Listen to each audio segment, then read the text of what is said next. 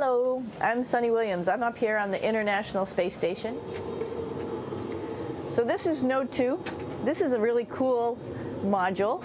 Of course, most of these modules you'll see they have 4 sides and they're put together. That way we could sort of work on a flat plane, either a wall, a floor, another wall, or the ceiling. But you know, again, all you have to do is turn yourself and your reference changes.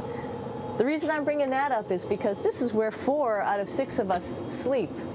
And so people always ask about sleeping in space. Do you lie down? Are you in a bed? Not really, because it doesn't matter. You don't really have the sensation of lying down. You just sit in your sleeping bag. So here's one sleep station right here. I'm going in right now. You can follow me if you want. So I'm inside. It's sort of like a little phone booth, but it's pretty comfy. I've got a sleeping bag right here that we sleep in, so we don't have sort of like a little bit of a cover. We don't fly all over the place. But you know, you can sleep in any orientation. I have it sleeping, feeling like I'm standing up right now, but like you saw, I'm on the floor. But it doesn't matter if I turn over and I sleep upside down. I can't have it, I don't have any sensation in my head that tells me that I'm upside down, so it really doesn't matter. The sleep station is also like a little office. We've got a computer in here. As you can see, we've got a couple little toys. I've got some books. I've got some clothes and other things that make it sort of like home. I'm coming out. And just for reference, that's one sleep station. This one's another. Right here. There's one on the ceiling, if you want to call it. Right here. And then there's a 4th on the other wall over here. So all of us sleep in a little bit of a circle. All right, come on back. There's more to show you.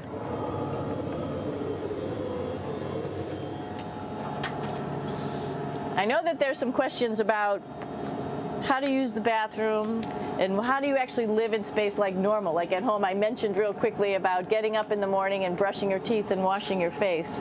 Well, how do you do that? Well, here is the bathroom essentially. You get up in the morning and we have a little kit and it has all the essential things that you need, like your toothbrush and toothpaste and brush. See how much better the brush makes my hair look? I'm just joking. It still stands up straight. It doesn't matter where you are. It's always going to stand up straight while you're up in space. A lot of people ask about toothbrush and toothpaste. So, luckily enough, toothpaste, you can do it upside right this way, is sticky, and so it sticks to your toothbrush. No problem. Another cool thing is that water sticks to your toothbrush too. If you can see it, I'll have some water come out. The water is pretty neat up in space. It'll stick to your toothbrush and it will make a big bubble. And that's just by surface tension. And then you can drink it. So a lot of people ask about what do you do with the toothpaste after you brush your teeth.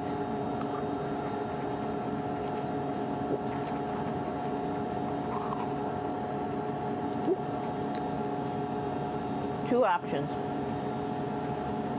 Swallow it, and it's sort of like mouthwash, but it tastes a little gross. Or you can just spit it out in a paper towel, and then you don't have to worry about it. Swallowing thing I wouldn't recommend at home. I'm only up here for 4 months, so it's not that bad.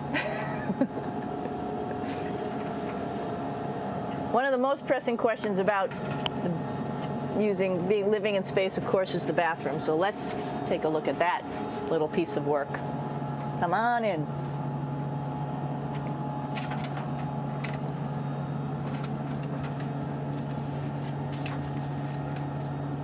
Here we are at the throne. This is awesome. You might see the little You might have noticed the little moon on the outside. This is our orbital outhouse right here.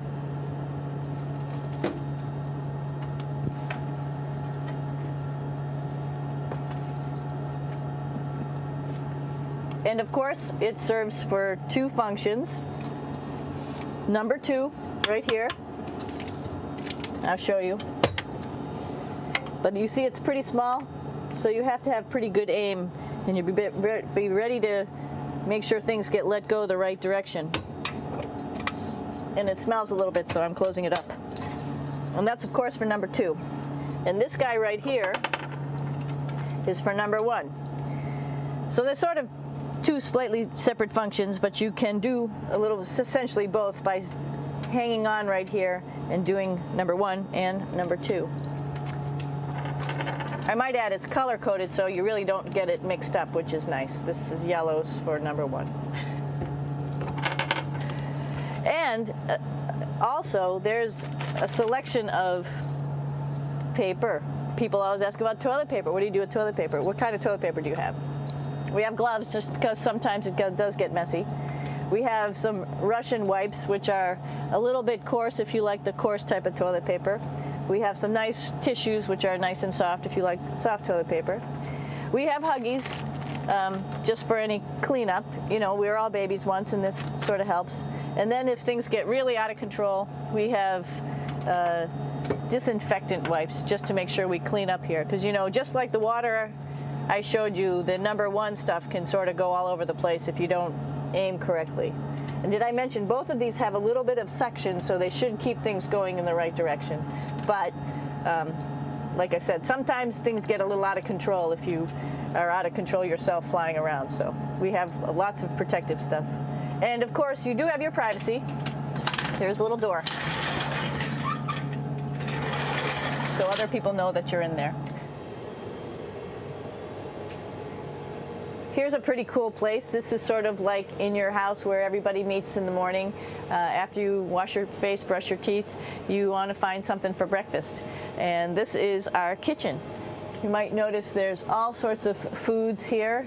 It's like opening the refrigerator. You got all your different stuff that you want to have: drinks, meats, eggs, vegetables, cereals, bread, snacks.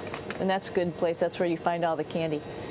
Side dishes, and then some little power bars just in case. So we have all this type of food. Some of it is dehydrated, and so we have to hydrate it, fill it up with water. Some of it is already made, and then all we have to do is heat it up. So something like this, I'm pulling out barbecued beef brisket. Pretty yummy. Not only is this food made in the US, but we also have food here from Japan. We've got Russian food. As you can see, all these red containers are filled with food that's from Russia. And then we get some of our specialty stuff, some things that we like, some of our favorite stuff that your family can send up.